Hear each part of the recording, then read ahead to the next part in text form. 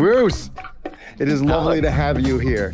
I'm so glad to be here. Thanks for having me. You're welcome. So, to my audience, Bruce Handy is a friend and a colleague of mine who we overlapped briefly at Esquire when Jay Fielden was the editor there. Bruce, how long were you there? For a year? A little less than a year? A little A over? little over a year. I think it was like maybe 14, 15 months, something like that. Yeah. Well, Bruce grew up in California in Palo Alto. Yes, exactly. In Palo Alto, went to Stanford, was weaned on Mad Magazine and National Lampoon, started his journalist career at Vogue and then Spy Magazine, most famously in the 80s and 90s. Eventually was a staff writer at Vanity Fair. You would recognize his byline from Esquire, The New Yorker, The New York Times. Just wrote a piece last week about Brad Pitt for the New York Times. And Bruce is also the author of several books, including a really great one about reading children's literature. He's also the author of, now coming up this year, his fifth kids book, and the book that we're here to talk about today, Hollywood High, which Hollywood is High. a history of the teenage movie in Hollywood. Bruce, thank you so much for coming and hanging out for a little while here. Yeah, of course. Yeah. Bruce, one thing that I was thinking about recently, just before we started talking about this, we were talking about a colleague who worked at Manhattan Ink., which was a magazine like Spy Magazine in the 1980s that really made a splash. And I was talking to Lucy Sant not so long ago, and she mentioned that when she started writing for magazines, there was really one of two tracks you could kind of take. You could be somebody who was going to write maybe features and profiles of whether it was celebrities or public figures, or you could also be a critic. You could write a book criticism. And Lucy kind of veered towards the criticism route, like Jim Walcott or lots of others. And but you're kind of interesting, Bruce, because you sort of played a little bit in both of those realms, haven't you? Well, yeah, definitely. Yeah, I've been kind of writing, profiles and doing cultural coverage and cultural journalism since the 80s. But yeah, I've logged a lot of time as a critic. I was Vanity Fair's movie critic for years. Way before that, I guess my first official criticism, not including college newspaper stuff, was I think I was probably like the fourth or fifth string movie critic for the Village Voice. This would have been in circa, 1986, 87, something like that. So it was like basically like all the really bad movies that none of the other critics, wanted to pick, I would get to write about. But it was great. I was really, I loved The Voice, especially back then, and it was a lot of fun. But yeah, it was like, some really bad, John Candy playing like a mall Harry cop or Harry something, Crumb. that kind of thing. Yeah. Oh man, you've got a better memory than I do. Um, yeah, and I was also a movie critic for 7 Days for a while, and that was yet another one of those kind of 80s magazines or papers, I guess in that case, that was kind of an incubator for a lot of journalists and magazine writers and stuff. So yeah, I've always kind of enjoyed both. Hopefully I've always tried to, insert kind of some kind of critical element into, profiles or other kinds of cultural journalism, just because, why is this, particular actor or songwriter or director, worth writing about, in the first place. You want to kind of, explain it or put your own spin on it. That's right. And when you were not even a kid, but like when you were coming of age in college and then in your 20s, were you reading a lot of critics as well? I mean, did you read Pauline Kael in the New Yeah, I Yorker definitely writing read about Pauline movies? Kael. Yeah, Pauline Kael was huge. I remember like in those days too, because this would have been, yeah, so I graduated college in 81. So I remember, yeah, kind of late 70s, early 80s. It was wild because a lot of times, the movie would come out, but her review wouldn't come out till like, weeks after the movie did. And also, movies had a much kind of longer lifespan in theaters in those days too. But I remember, something like, especially a big movie like Apocalypse Now, say when that came out, everybody who, cared about movies would just be waiting, like what is Kale going to say about, Apocalypse Now? So yeah, those were a big deal. Beyond that, I'm not sure. I mean, I'm certainly not like a super well-read person in criticism. I would have read, I sure I paid attention to the San Francisco Chronicle critics and, to some extent, Vincent Canby and Janet Maslin. But yeah, I wasn't running around reading, I don't know, Ed White or whatever. Yeah.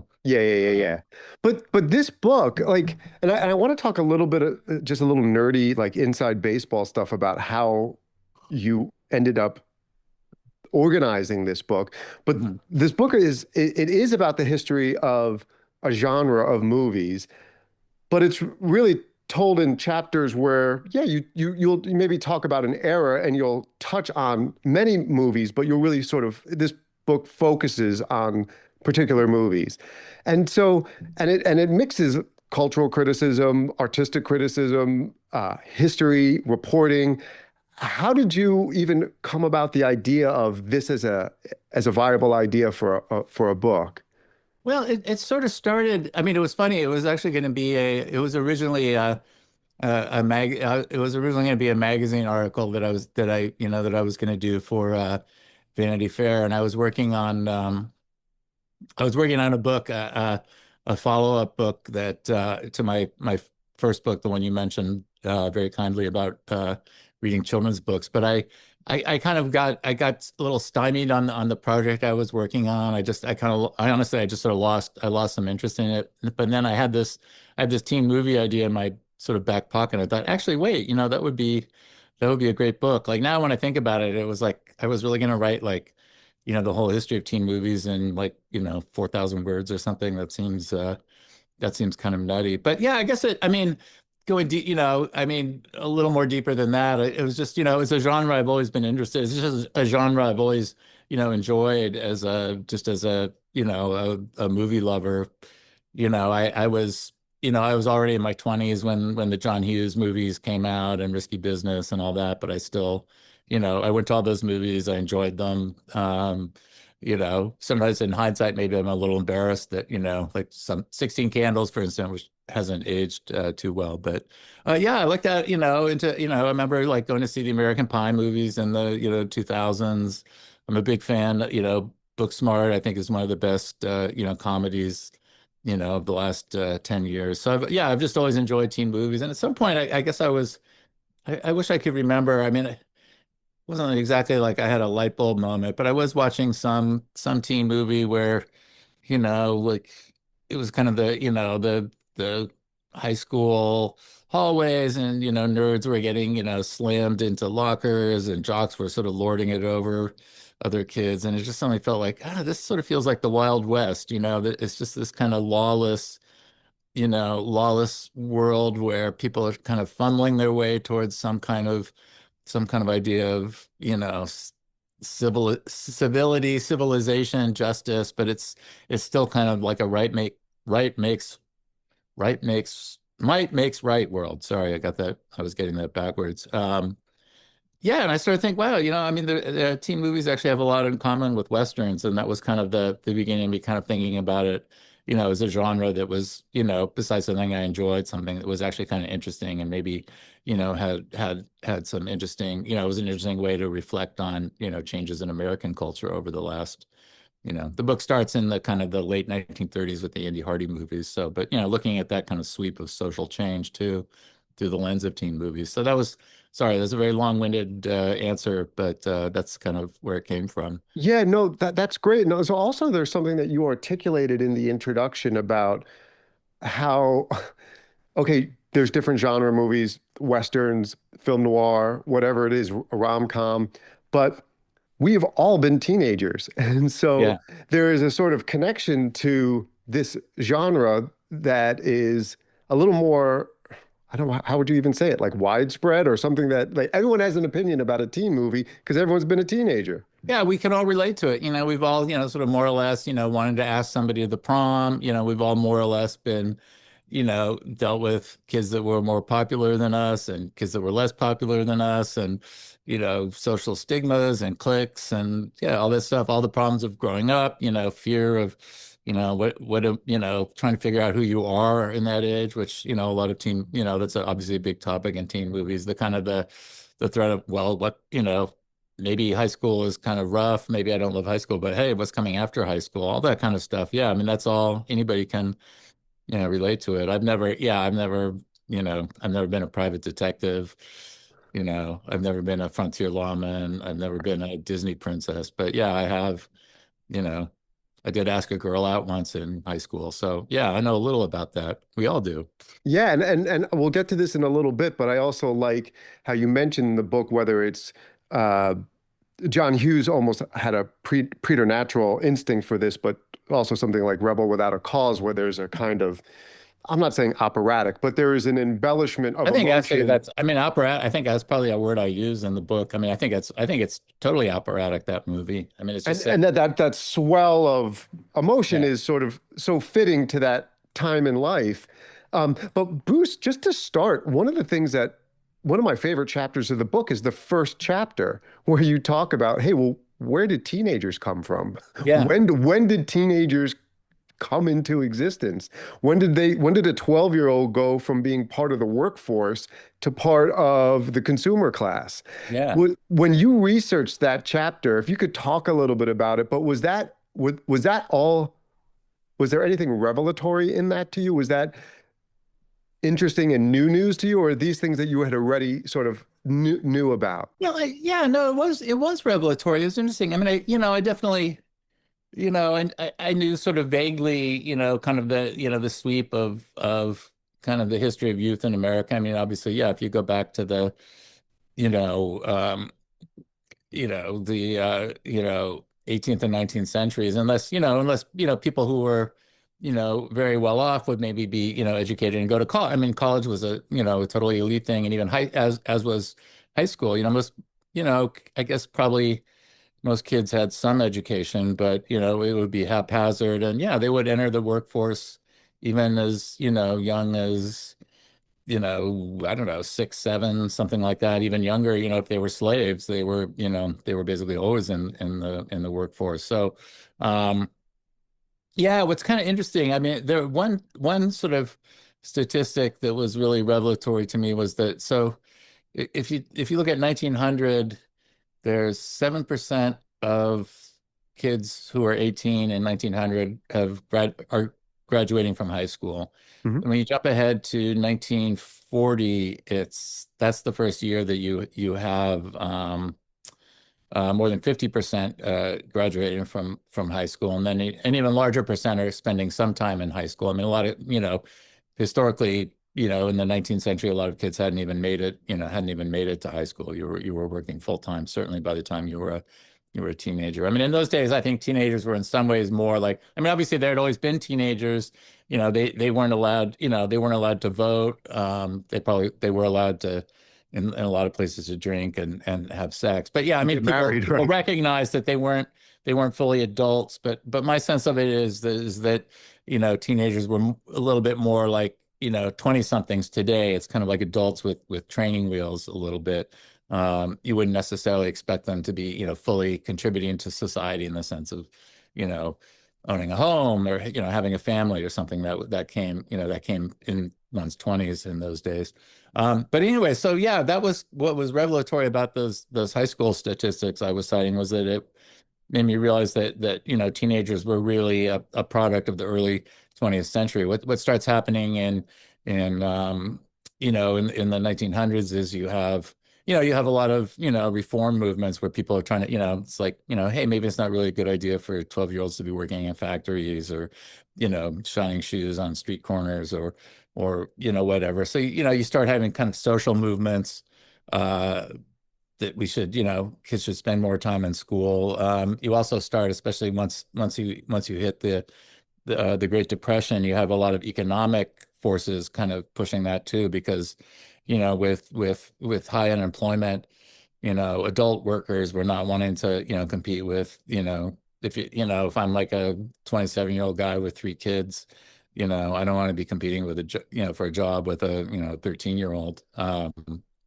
So that's when you really start getting like that's when you really get a wave of like child labor laws and also just further push and more kind of mandatory education laws. So that yeah, by the end of the 30s, you have a significant mass of kids in high school. And what happens is once you have this big mass of kids in high school, that's when you start having teen culture as we know it, because they're segregated. They're kind of in their own world. They're in their own bubble. They start having, their own slang. They start having more pronounced, musical interests. They start, dressing specific ways. They become more interested in one another than they are in, their parents, say, or other parts of society. It just, becomes this foment, and that's where you get, the high school culture that we all grew up in. That's kind of when that starts. So is that just right before the Second World War? I mean, can you trace like the beginning of Andy Hardy's and sort of, is it the same audience that like by 36 had made a big deal out of Benny Goodman, and then a couple of years later out of Sinatra, that kind of was that all part of that same kind of. Oh yeah, no, yeah, exactly. I mean, it's yeah, when you look at the Andy Hardy movies, there's I forget which one, but there's one where he comes in, the family, that his parents and his older sister, kind of, it's after dinner and they're sitting in the parlor and they're, reading the newspaper or a novel or, knitting or whatever. It's very, it's a quiet family evening. Andy comes in and turns on the radio and it's swing, it's I don't know what specific if it was, it's probably just like studio musicians or whatever. But yeah, but that's the joke, it's like it'd be like, a later generation coming in and, turning on rock and roll or turning on a rap record or something and driving the parents. That's kind of the beginning of, not that there weren't a lot of adults who like, swing and jazz too, but that is kind of the beginning of, yeah, it's kind of like kids music versus, adults music and stuff. Yeah, and I know that there's like from when we start with the Andy Hardy movies, and Andy Hardy was a character played by Mickey Rooney, who was a child star at MGM, and this was really the vehicle that made him an international star, and he played the role. And how many Andy Hardy movies are there? I think hopefully I'm not getting this wrong. I think there's 14 originals, and then there was in the late 50s they tried to do kind of a reboot where he was now a dad, he was now a father himself. Right. I think yeah, so I guess probably technically I think 15. I mean, and there had obviously been sequels before that. I mean, just even the Yeah. Thin Man series of movies, or Joey Brown did a bunch of. I don't know if they were Yeah. sequels, but anyway, I know there's a lot of different cultural things that are reflected in teen movies in the 50s, 60s, in each decade.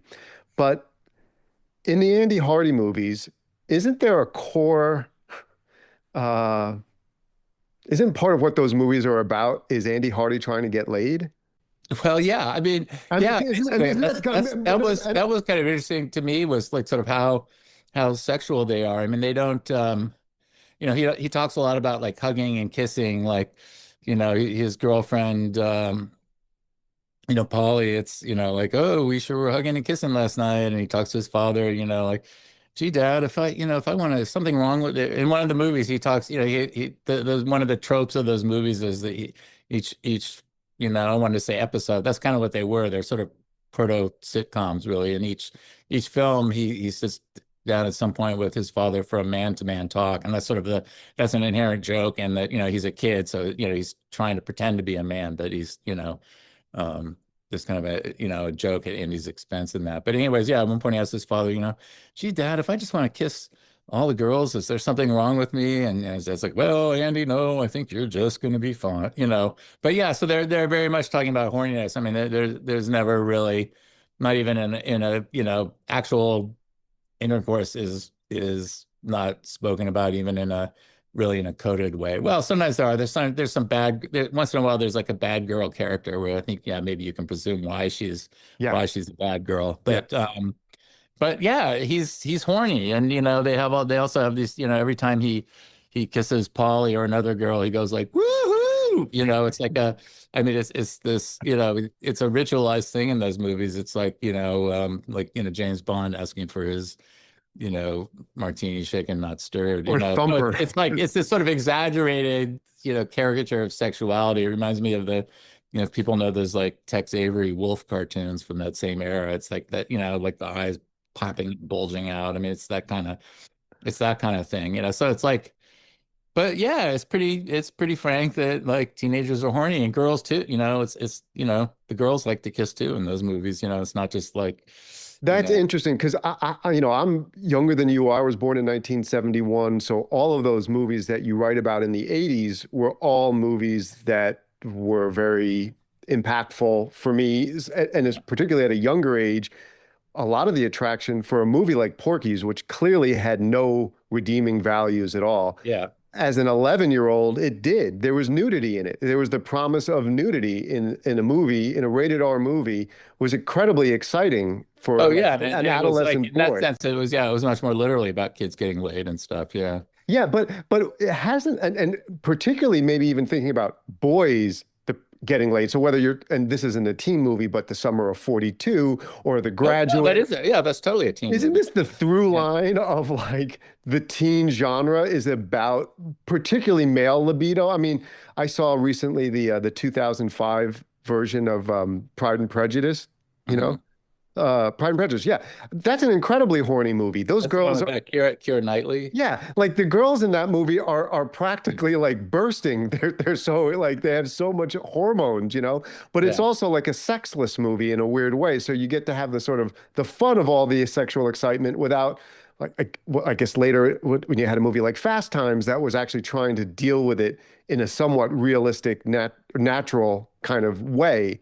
Which I think, yeah, I agree. Which to me, that's one of the total peaks of the genre, and I think that's still one of the rare movies that really does kind of deal with teen sexuality in an honest and realistic way. So Bruce, when you were a kid, I mean, I definitely want to talk about American Graffiti because there's one Yeah. particular point that you made about it that I thought was really interesting.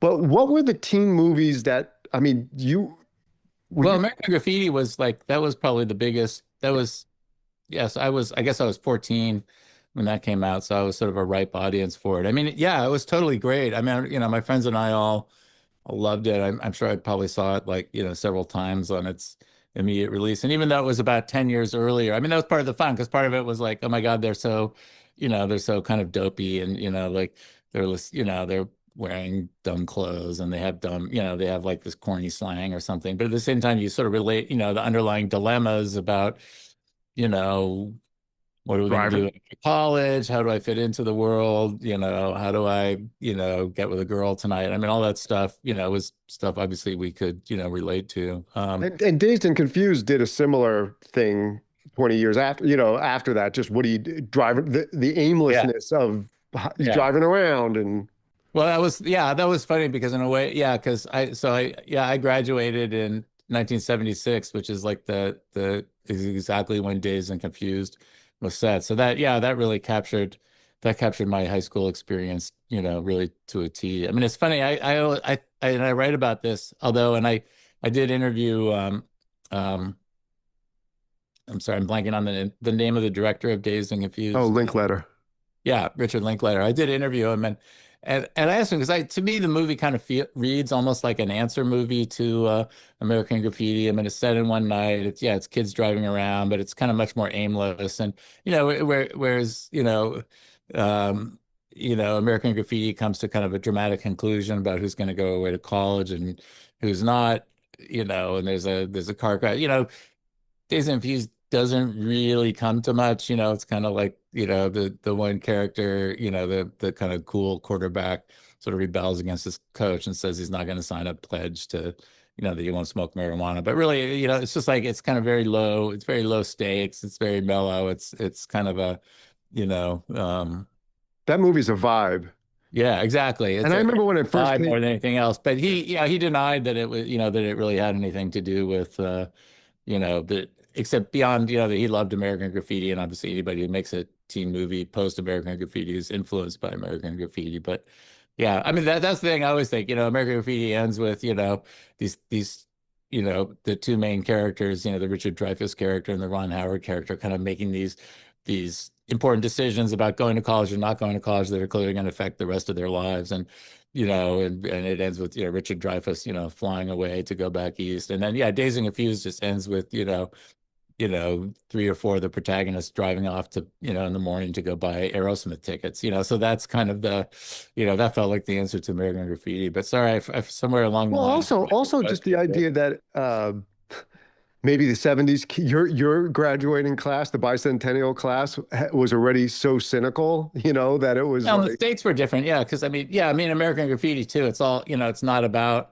Vietnam, but obviously that's kind of the sub. It's a movie with so much subtext, and yeah, in the end, you learn that the Richard Dreyfuss characters, moved to Canada, presumably to dodge the draft and stuff. So it's a lot of, that movie. There's a lot implied about the, the coming change. Whereas, yeah, in the 70s, it just felt like everything had already happened, and you know, we were so, we were bored. I mean, there's a great line that really resonated with me when I saw Dazed and Confused, where some of the kind of the three kids who work on the, the school newspaper, they're sort of the kind of the, the school intellectuals or whatever. They're driving around, and the one character as she has this whole theory about decades, and she's saying, well, everything happened in the 60s, and the 70s obviously sucked. But I remember that way, my friends and I all felt like, oh my God, all this, our older brothers, or not in my case because I was the oldest, but it was kind of like, oh my God, all these, all this cool exciting stuff happened in the 70s, and it's all just backwash here in the 1970s. Whether it's kind of music, culture, politics, whatever. Now I think, what were we talking about? There's so much great music in the 70s, and it's actually it was a really interesting time. But at the time, it just felt really, it felt boring and depressing. that's funny because I remember as a kid growing up in the 80s, Molly Ringwald being interviewed by Interview magazine. And I remember a pull quote that said, nothing good happened in the 70s except for David Bowie. And but that was a kind of a prevailing thought. The drag that, well, look, what was the Stones compilation, Sucking in the 70s? Yeah, right, exactly. Like Ford to City, Drop Dead. There was I mean, you were in New York, but still that sort of feeling. But no, one of the things that I loved that you wrote about American Graffiti, which is just, I love this kind of information where you talked about the end of that movie. There's this technique where they show right before the credits, they show what happens to all of the characters. Yeah, it's that little coda. Right. Yeah. So that is a technique that it's hard to think of as fresh or interesting because it's just a technique now. It's like the Ken Burns effect. It's been something that we've seen a million times. But you sort of like point out that like, yeah, we hadn't seen that really in a movie before. So like that alone really had a huge emotional impact on you. I thought was so interesting. Well, it was really, I mean, I remember seeing that movie for the first time. It was just startling. I mean, it's hard, it's hard to imagine maybe somebody somewhere hadn't used that kind of a technique before, but certainly I think it's hard. I like to quote this guy, Andrew Hickey, who does this rock and roll podcast that basically says there's no such thing as a first, which, I think is certainly true in music, and, it's probably pretty true in film. But all that said, yeah, I think most people, and certainly I, had never seen that before, and it was devastating too, because you've seen this fun movie with that had some stakes, but basically it's kind of a it's kind of a romp with some interesting emotional undercurrent, and then suddenly you find out one of the characters dies 2 years later in a drunk driving crash. Another character goes MIA in Vietnam.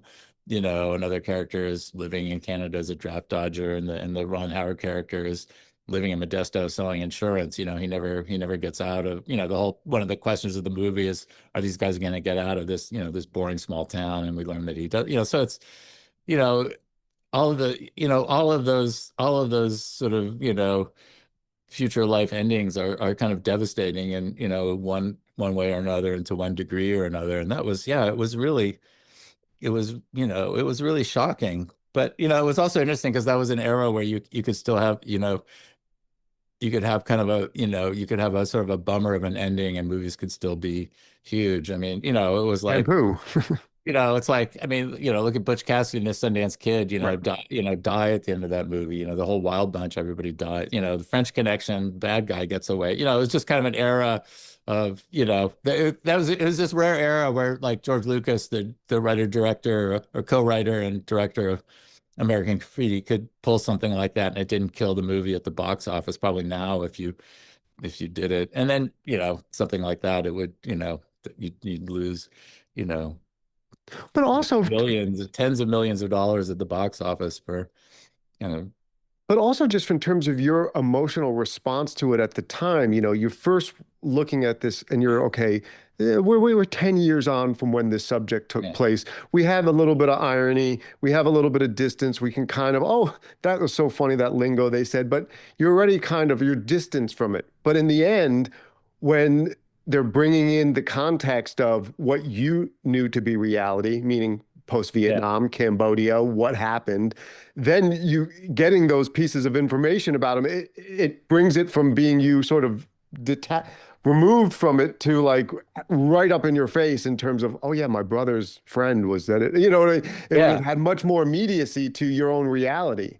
Well, that was the thing, yeah. Because I mean, at least when you're seeing a movie, when you're in 1973, the year that movie comes out, and you're watching a movie set in 1962, yeah, the 11-year gap and the changes are sort of all implied, and it's a movie about young people about to go into the world. All that stuff is implied. Like I was saying, it's all this kind of, you know, the subtext of the movie is kind of what comes after it, really. And then, yeah, that coda actually makes, makes the subtext, totally, you know, text, Yeah. not subtext. Yeah, so that, yeah, it's interesting. I don't know. I mean, his co-writers, Lucas's co-writers really argued about him, whether he should do it, whether they should do it at all. And then Mm. also, whether if they were going to do it, shouldn't they also include the main girl characters, which they don't. They just do he just does the four main boys. Mhm. And at the time, Lucas got a lot of heat from that too. Pauline Kael, again, Mhm. really raked him over the coals for the sexism of that. Mhm. Interesting. Bruce, when you've been talking to people about this book, do you find that people want to talk most about the movies that they grew up with? Oh yeah, totally. Yeah. Even my sister was saying, my sister's reading the book. She said, "Oh, I'm really enjoying it. Although, like, I don't know, I've just read the Andy Hardy, yeah, it's a little less interesting to me, Rebel Without a Cause, a little less, I'm looking forward to the stuff that I grew up with. I'm like, you're my sister. You're supposed to lie and just, just tell me it's all great. I don't know. But yeah, no, definitely. Yeah. And people, yeah. And there's always like, everybody's like, oh, did you write about whatever their favorite movie was of, Well, that's what the other thing. era This they're book from. sort of has it's an argument starter of a book in a way, but it's not, there's certain writers who have like a built-in, and I would call it like amiable contentiousness. So like if like David Thompson comes to mind, like the Oh film yeah. writer. You read David Thompson not to agree with David Thompson. You read it to enjoy what he has to say. Oh, totally. I like, yeah, sometimes I disagree with him 100%, but he's like so smart and so entertaining, it's just like, yeah, he's a fun read. And that's a really interesting quality. And this book it's an argument starter by the nature of it because it's not encyclopedic. You're not writing about every movie with equal amount of attention or care. There might be some movies that you loved that you were like, not worth a main chapter like Rebel Without a Cause, which is a seminal movie. It's not just a teen movie, so you're making choices, which inevitably people, why did you write about River's Edge or Yeah. whatever, Well, whatever. yeah, I mean, one for me, which I didn't write about, which is a favorite, and I maybe have some regret about, but yeah, or Over the Edge, I didn't, I kind of touch on, sort of glancingly at a couple points, but yeah, I mean, because yeah, that was yeah, and I just didn't feel like I had that much to. It's a movie I love, but I just didn't have that much to say about it. That's Um, interesting too, Bruce. The idea that you could actually love something but then as a writer being like, man, I love this movie, but really there's not much meat on the bone here beyond my own. Like, for instance, you mentioned this movie. One of my favorite movies, teen movies that you mentioned in the book is Dick, yeah, 1999.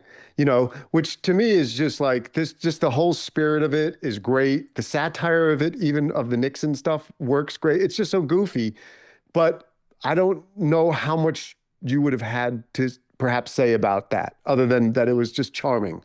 yeah, well, yeah, exactly, and I mean, yeah, I mean, I could probably go back and watch it again and write a kind of interesting piece about it, but yeah, also in the sense that the book was also trying to, be about how teen movies sort of reflected changes in the culture and drove changes in the culture. I mean, yeah, Dick was a movie that I don't think really that many it didn't really, as great as it is, and as great also. I mean, Over the Edge, barely I think barely got released on it. It was a movie that people discovered later, so it's a I great saw movie, that. but it didn't you That's know, right. it didn't generate a lot of ripples in the water at the time. And I was kind of mostly trying to write about movies that did create those ripples and why and what those ripples meant. Totally, totally. And if anything, Over the Edge, I mean, that's my era. I was a Yeah. little young when that came out, so I first saw it on HBO. But that leads to Matt Dillon becoming one of the matinee premier Yeah. teen. That's his first movie. Yeah. And then I actually saw My Bodyguard in the movie theater when I was 9 years old, which he was also in, Yeah. and Joan Cusack's first movie. And then he was in the S.E. Hinton movies. Yeah. And Outsider and yeah, but you know what? right? Even Rubblefish and Tex. Yeah. Well, Tex was the first one to come out. Tex came out in 82, Right. and Yeah. then The Outsiders, and then Rumblefish. And Yeah. obviously, The Outsiders and Rumblefish are just so stylized. I mean, they're talk Yeah. about operatic.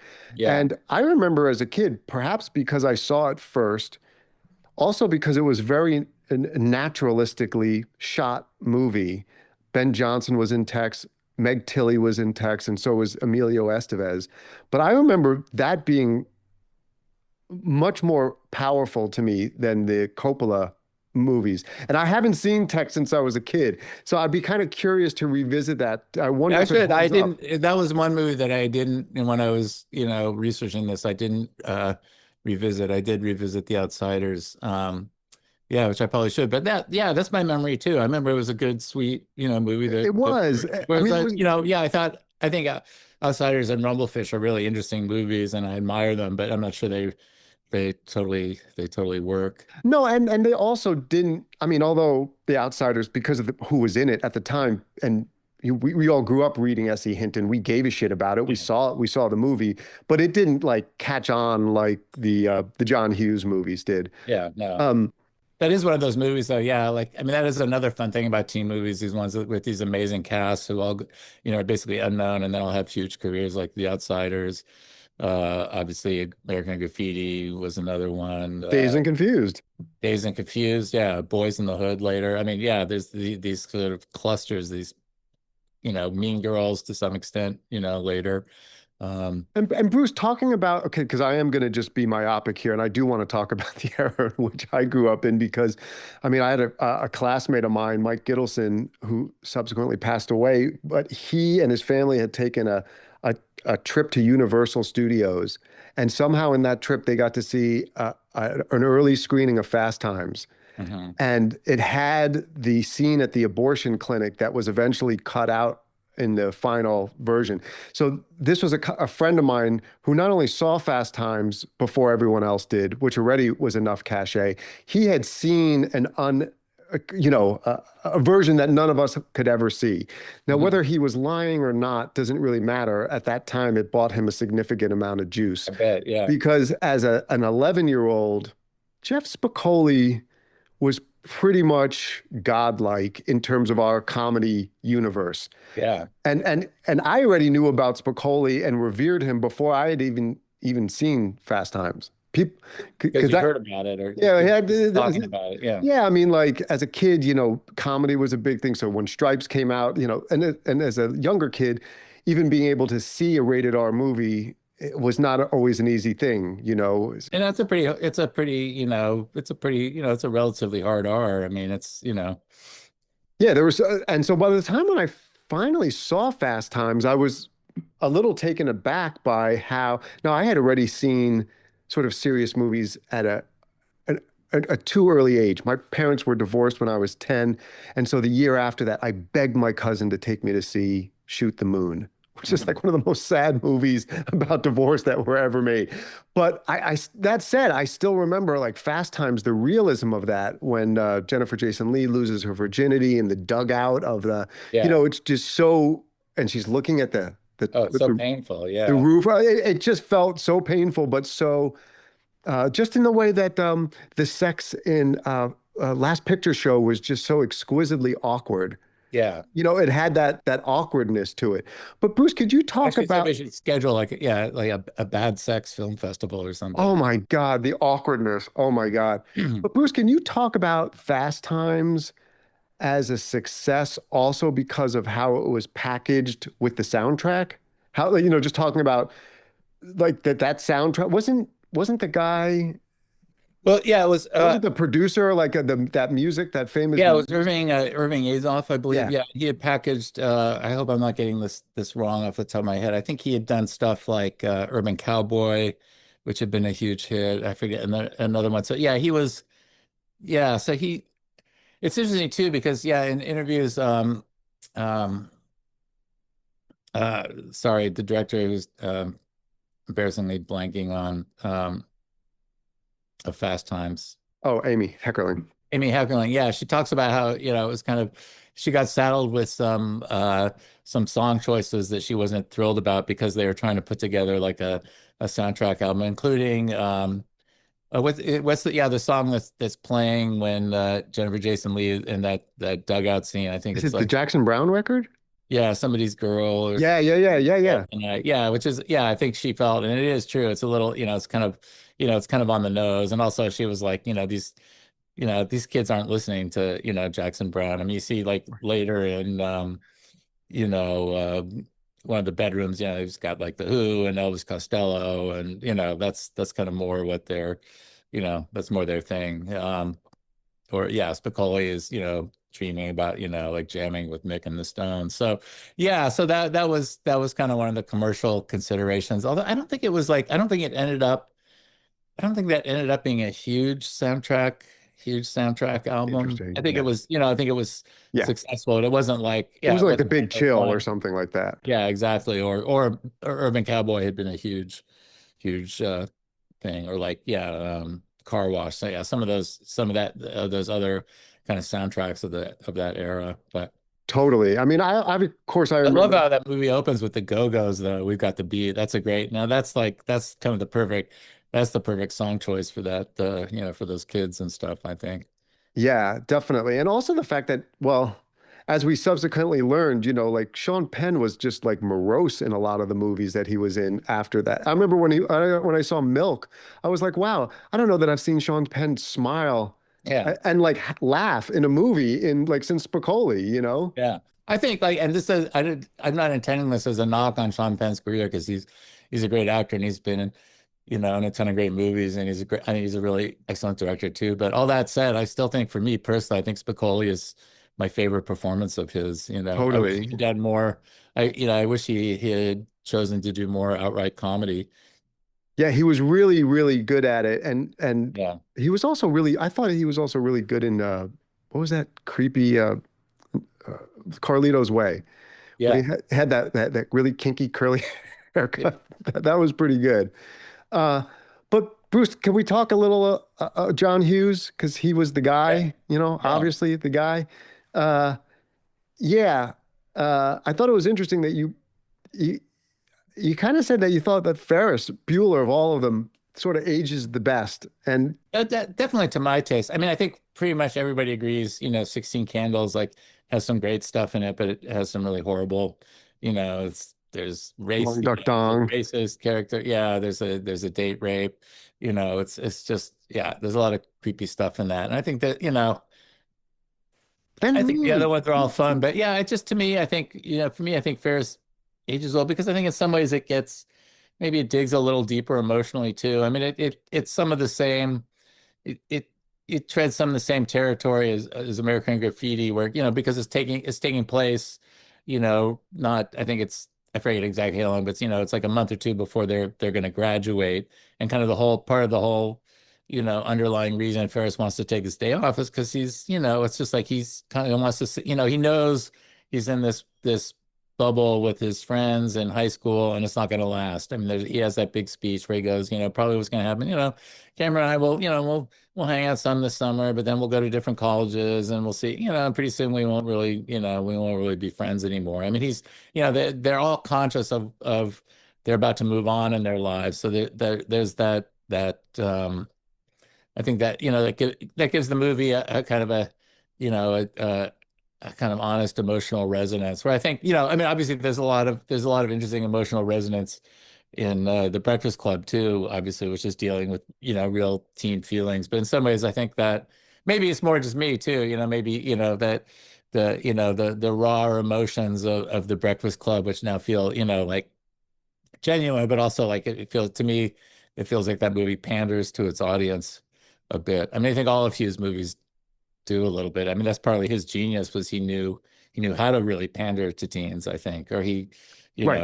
And that's a whole, he wouldn't have thought of it that way, right. and maybe that's not fair to for any to characterize it that way, but he definitely I think is close to unique in the teen movie canon that he just seems to he somehow had this just ability to really get into kids' heads and really empathize and really make movies that really took their point of view. Even a movie, I mean, a movie is great. And I to me, Fast Times is way better than any of Hughes's movies, but it does have a, it does have a slight kind of sociological or journalistic distance. It has that, it does have traces of its source material, which is, Cameron Crowe's book about, going undercover in high school. I think it's very, it's very true. It's an honest, and I think it's a more honest movie than the Hughes movies, but yeah, it's kind of, it's looking slightly sideways at the whole thing, or American Graffiti, it's Lucas kind of reflecting on his own thing, whereas Hughes, it feels like when you're watching Molly Ringwald and 16 Candles, the audience is right with her. The Yeah. audience is intended to have a mind. She is standing in for them. It's a little bit, I think, Rebel Without a Cause has that to some extent too, but I think not, in some ways that was almost just the strange alchemy of James Dean's performance and those other performances in that movie, I think. But yeah, yeah, Hughes to me is kind of is a little bit unique in that. And he loved kids. He hung out with kids. He claimed that Anthony Michael Hall was one of his best friends, and he was very emotionally bonded, not in any kind of inappropriate way, but with Molly Ringwald. He really he seemed to treat his actors as peers. Maybe that felt awkward. It seems like that felt awkward to them at sometimes, but that's that was his MO, and that's probably how those I think why those for good or bad, that's why those movies I think resonated so powerfully with their initial audiences and still do. I mean, I think it's interesting just reading people on, reading, people, Gen X writers on John Hughes. I mean, I think those movies spoke to that generation maybe more powerfully than any other teen movies spoke to earlier or later generations.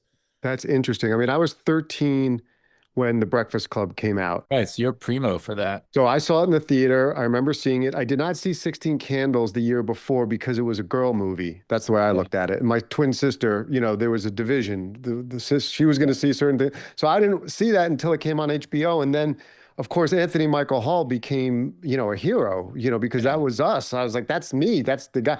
As a matter of fact, Bruce, I wasn't slightly embarrassed to admit this, but the John Hughes character that I am most like when I was in high school was Ducky.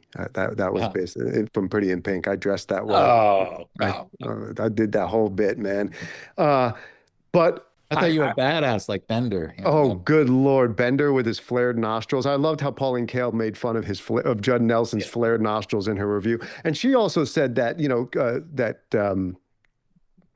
that Hughes in the Breakfast Club was pandering, and Yeah. that teenagers have always been a sucker for this kind of flattery, I believe was Well, her. yeah, it was the whole thing that like basically all their problems are due to their parents, which yeah, and she specifically draws like the parallel with Rebel Without a Cause, which is the same. Yeah, I mean Breakfast Club, they all each has their little speech about how horrible their parents are, and yeah, And that's the the whiteness of Rebel it. Without a Cause. That's what I love about Rebel Without a Cause because actually like the movie is all about the cause, which is like they're each one has horrible parents, and of the three protagonists, each one has parents who are horrible in different ways, but the root of all their sadness and neurosis and violence and whatever. Yeah, I mean, Kael also mentioned how white that movie was, and I mean the Yeah. same is true with 16 Candles. Although 16 Candles not only has the racism parts in it, but there's a few parts of just pure meanness in it.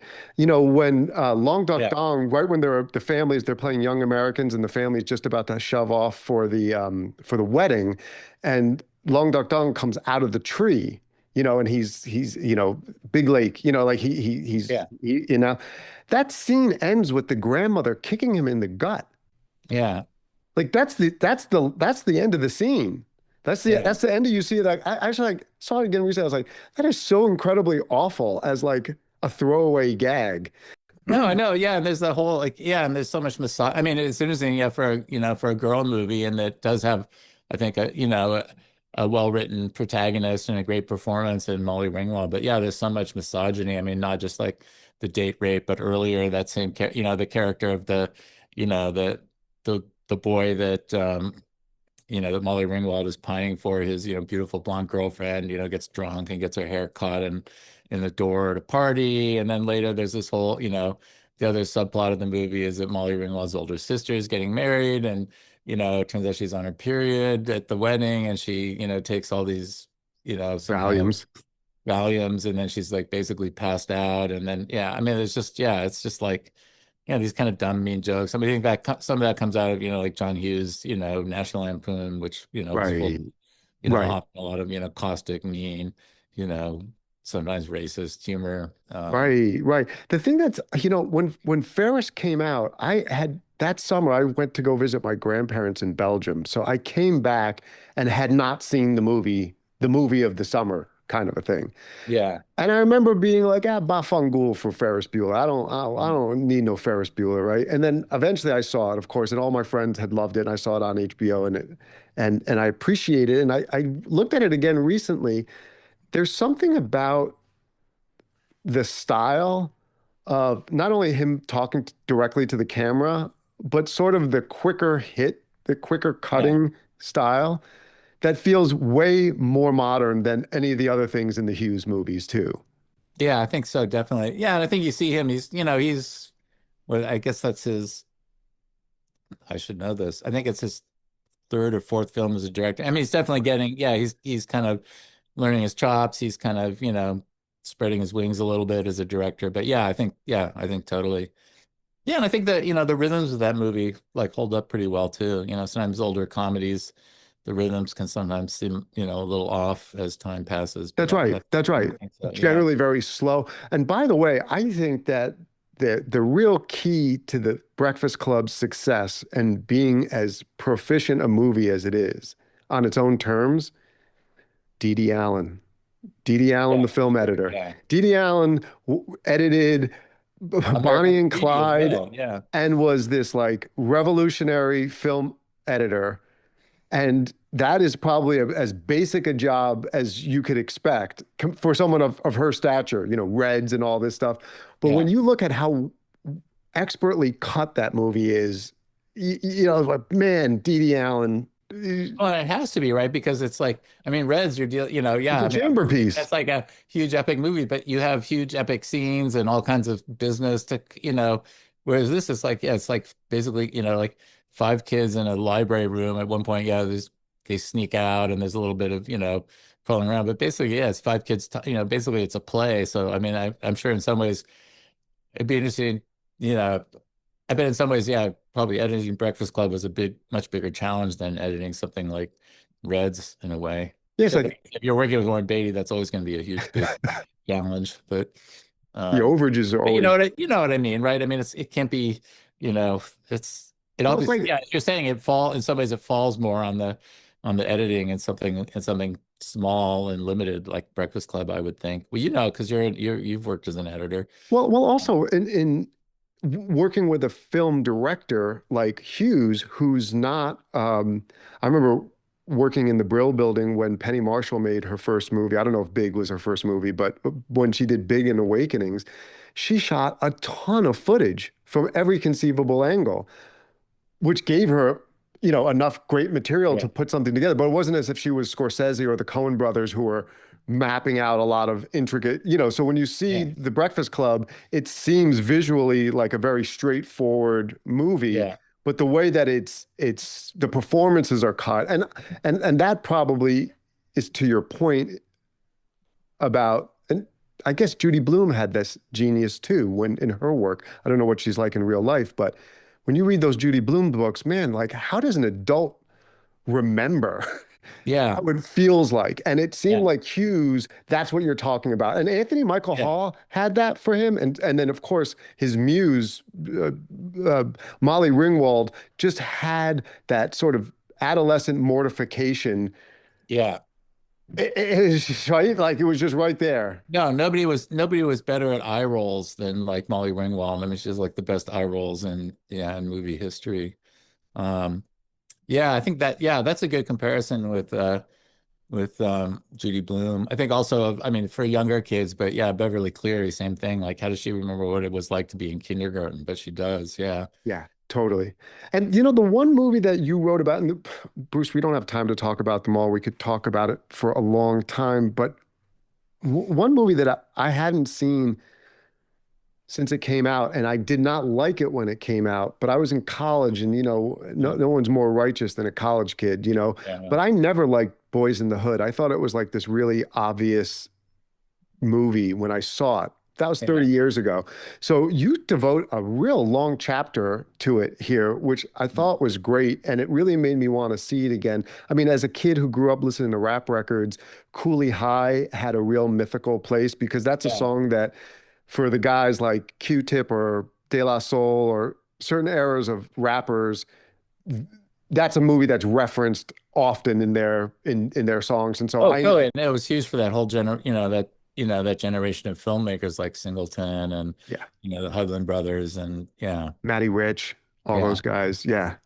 But what is it about Boys in the Hood that you think makes it hold up comparatively to Menace to Society? I mean, that came a couple of years later, I think, the Yeah. Hughes. Well, I haven't seen certainly. I mean, I haven't seen Menace to Society since it came out. So I can't quite compare them in terms of holding up. But yeah, I just think it's just yeah, I mean Boys in the Hood is so funny because in some way, on the one hand, it feels so lived in. Like some of the best scenes are just these kind of party, like these backyard party scenes where the kids are like, sitting around and eating and drinking and smoking, just kind of, giving each other shit and whatever, where they're driving around. It just has this really lived in, it's this guy making a film about his own childhood, but he was, I think, what, 21, 22 at the time he shot it. So it's very, immediate. It's not like George Lucas, even, looking back, 10 years, even as recently as 10 years. So it just has this authenticity and this lived in thing. But then it's also in some ways it's very scripted. I mean, it has like, it has like kind of these, all these sort of traditional, almost like corny elements, like the good brother and the bad brother, and there's kind of a predictable, probably a predictable tragedy,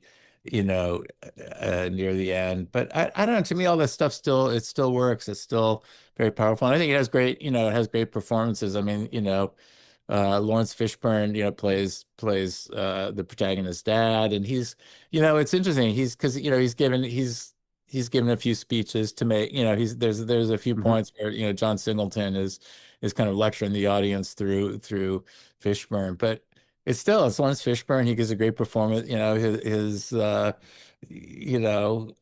he's always believable, even when you can feel the hand of the writer director.